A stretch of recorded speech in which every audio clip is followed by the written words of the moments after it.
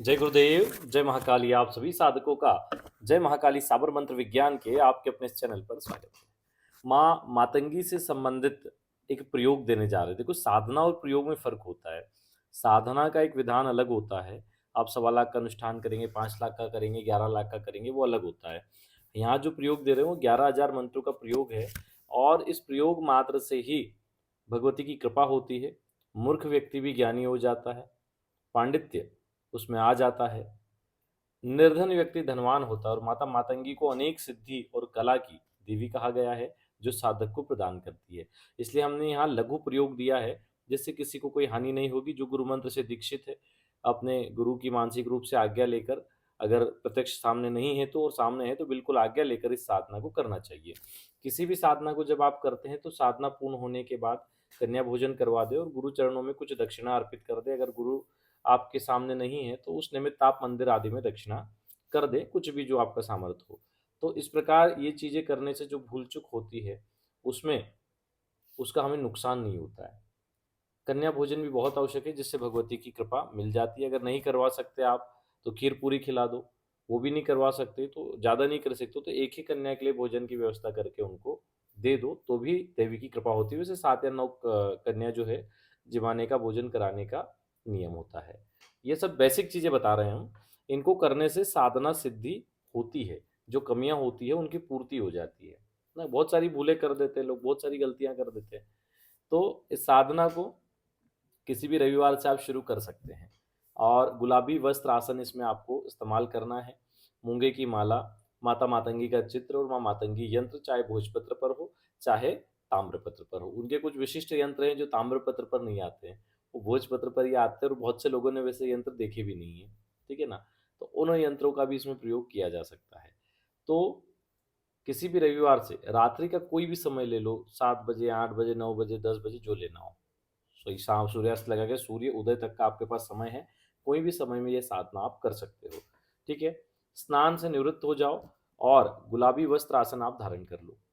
धारण करने के बाद में आप पश्चिम मुखी होकर बैठ जाओ। सामने लकड़ी का एक बाजूट लगाओ, उस पर भी गुलाबी कपड़ा लगा दो।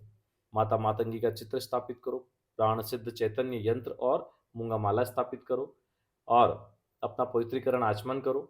ठीक बीचों बीच एक दीपक लगाओ, जिसकी बाती आपकी ओर होनी चाहिए, तिल के तेल का दीपक, ठीक है। उसके बाद में हाथ में जल लेके संकल्प लो कि मैं भगवती माँ मातंगी की कृपा प्राप्ति निमित्त यह दिव्य प्रयोग करने जा रहा हूँ। अपनी जो इच्छा हो वो भी बोल दो और जल सामने छोड़ दो। उसके बाद में आप माता के चित्र को फूल से जल छिड़को और उनको कुमकुम से पूजा करो, ज़्यादा कुछ नहीं, कुमकुम चावल।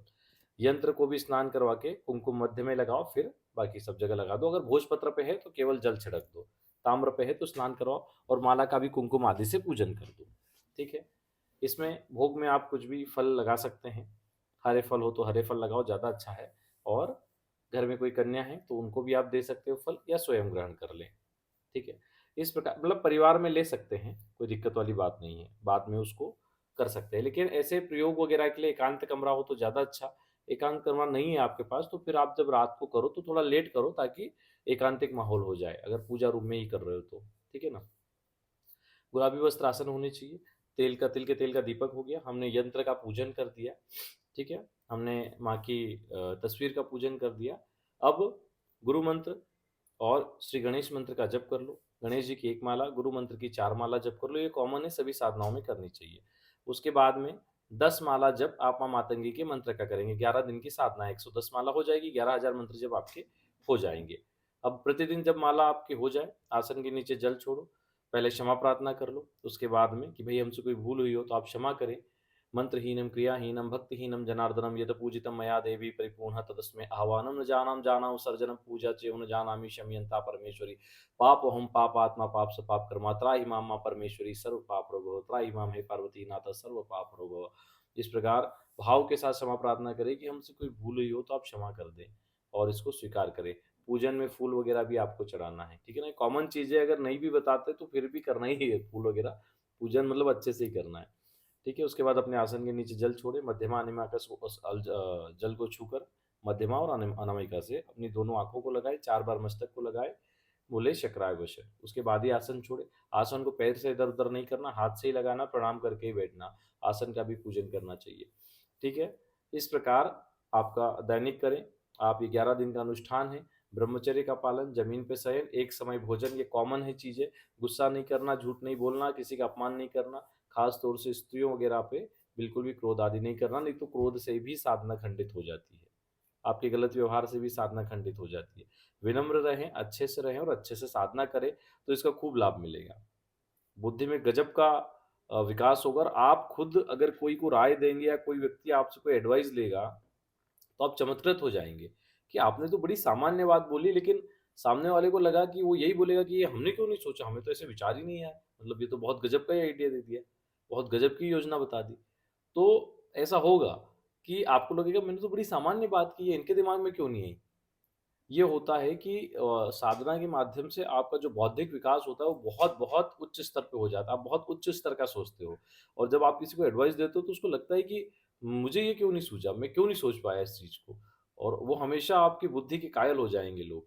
वो कुछ भी काम करने से पहले आपसे राय ज़रूर लेंगे, और साधना का प्रभाव है कि आप जो राय देंगे ना, वो सटीक ही जाएगी, उनका लाभ ही होगा। तो इस प्रकार नाम बढ़ेगा, साथ में आप जो काम करेंगे आपके बौद्धिक विकास होगा, तो आप भी जो काम करेंगे वो सारे प्रॉफिट के ही जाएँगे। जहाँ हाथ डालेंगे वहाँ फ़ायदा ही होगा। तो इस प्रकार आपकी तरक्की होती है। ये साधना के प्रभाव हैं। ठीक है ना? ये एक छोटा प्रयोग है जिसके माध्यम से हम करते हैं। बड़ी साधनाएँ अलग होती है। बड़ी साधनाओं में बड़े नियम होते हैं। गुरु दीक्षित होना ज़रूरी है आपको हर साधना में, मंत्र अनुष्ठान के लिए तो होना ही ज़रूरी है इसमें भी। तो अगर आपको साधना के क्षेत्र में साधनाएँ करना है, आगे बढ़ना है इस क्षेत्र में, साधनाओं को सिद्ध करना है, तो गुरु मंत्र होना बहुत ज़रूरी है। आप गुरु मंत्र से दीक्षित हो। गुरु के अंदर आपका भाव होना चाहिए। बस एक ऐसा नहीं कि हाँ, साधना के लिए गुरु ज़रूरी है तो हो गया। उससे कुछ होने वाला नहीं है। जब तक आपका अटूट भाव गुरु में नहीं है ना, कोई मंत्र काम नहीं करेगा, क्योंकि उनकी भी कृपा मिल ही नहीं पाएगी आपको। मंत्र उन्होंने, आपने भी यूँ ही गुरु बना लिया, उन्होंने भी यूँ ही गुरु मंत्र दे दिया, तो कोई जुड़ाव है ही नहीं, तो उसका क्या ही मतलब है। तो आपका भाव होना चाहिए, तो ही गुरु की कृपा होती है, और गुरु की कृपा से ही मंत्र चलते हैं। गुरु मंत्र अनुष्ठान, गणेश श्री गणेश अनुष्ठान, तंत्र उत्कीलन प्रयोग, पाप ताप दोष निवारण प्रयोग, कुलदेवी प्रयोग और भैरव प्रयोग, ये मुख्य 6 अनुष्ठान है जिनको सबको पहले करना चाहिए अपनी साधना में। जो लोग दसों साल से साधनाएं कर रहे हो, सफलता नहीं मिल रही ना, वो लोग समझ लो, इस ये जो 6 प्रयोग बताए ना, इनको करो और उसके बाद साधना करो, देखो कैसा रिजल्ट आता है। हमारे पास वे लोग आते हैं जिनकी 60-60 साल उम्र हो गई है। तो कहते हैं कि हमें मतलब अनुभव ही नहीं हुआ आज तक, और जब हमने सिस्टम से उनको बताया कि कोई बड़ी बात नहीं, आपकी साधनाएँ बहुत अच्छी की, आप इस तरीके से और एक बार करो। उसके बाद उनके फ़ोन आते हैं कि ऐसे अनुभव हुए, ऐसे अनुभव हुए, गज़ब के चमत्कार हुए।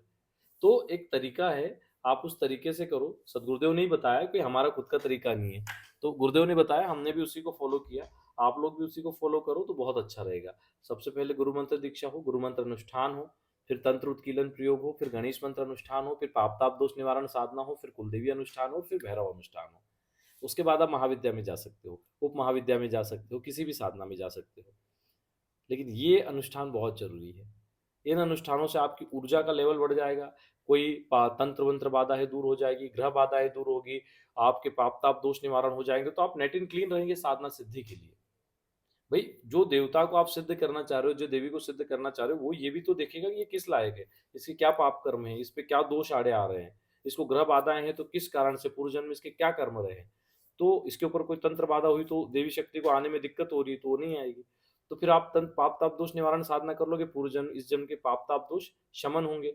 आप जब तंत्र बाधा निवारण प्रयोग कर लोगे, तो पीढ़ी दर पीढ़ी का कोई तंत्र होगा, हट जाएगा। नजर बाधा, टोना टूटा, कुछ भी होगा, हट जाएगा। आप गणेश मंत्र अनुष्ठान कर लोगे तो गणेश जी आशीर्वाद देंगे कि निर्विघ्न रूप से सभी साधनाएं संपन्न हो, तो आपकी साधनाएं कभी खंडित नहीं होगी। कुलदेवी अनुष्ठान करोगे तो कुलदेवी बड़ी प्रसन्न होगी कि कोई तो हमारे कुल में जो साधना के क्षेत्र में आगे बढ़ रहा है, दो दो हाथ से आशीर्वाद देंगी। आप गुरु अनुष्ठान कर लोगे तो गुरु जी आपको वचन सिद्धि दे देंगे, आपको मंत्र सिद्धि का आशीर्वाद दे देंगे, और आपको आगे बढ़ने का आशीर्वाद। हर साधना में गुरु एक गारंटर होते हैं, उनके बिना साधना सिद्ध नहीं होती है। आप भैरव अनुष्ठान कर लेंगे, भैरव जी साधनाओं में आपके सहायक हो जाएंगे, आपके रक्षक हो जाएंगे। अब बताओ, इतनी सारी शक्तियों का आशीर्वाद, व्यक्ति पाप शाप दोष निवारण कर चुका है, व्यक्ति तंत्र बाधा से मुक्त और बड़ी बड़ी शक्तियां उनके साथ खड़ी है, तो कौन सी साधना सिद्ध नहीं होगी।